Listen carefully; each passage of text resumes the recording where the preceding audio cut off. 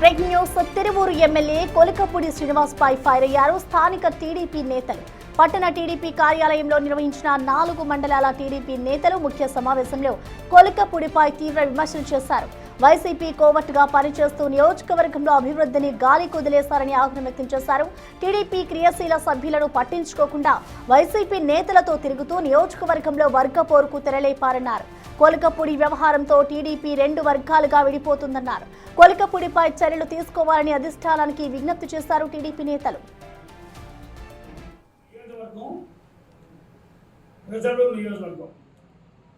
నియోజకవర్గంలో తెలుగుదేశం పార్టీ తోటి అఖండ విజయం సాధించినటువంటి కొలికపూడి శ్రీనివాసరావు గారు ఈ నియోజకవర్గంలో జెండా మోసిన నాయకులను విస్మరించి తన యొక్క ఆలోచన విధానాన్ని, తన యొక్క పరిపాలన విధానాన్ని బాధ్యతారాహిత్యంగా ప్రయాణం చేస్తున్నారు. ఆయనకు ఉన్నటువంటి ఆవేశం తెలియదు, ఆలోచన తెలియదు, కానీ నోటితోటి అబద్ధాలు, బూతులు, మాట్లాడకూడని భాష మాట్లాడి తనకు ఉన్నటువంటి పదవి యొక్క గొప్పతనాన్ని కూడా కించపరిచి ఈ నియోజకవర్గాన్ని అస్థిరపరిచే ప్రయాణం చేస్తున్నారు.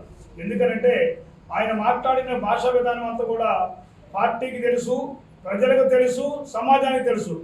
ఆయనకు ఉన్నటువంటి మానసిక పరిస్థితి ఏంటో ఎరిగి ఆయన ప్రవర్తించాల్సిన అవసరం పోయి ఇక్కడున్నటువంటి పార్టీ క్యాడర్ని, ప్రజలని, కార్యకర్తల్ని, పార్టీని కించపరుస్తూ పార్టీ పరువుని తీస్తూ ఉన్నారు.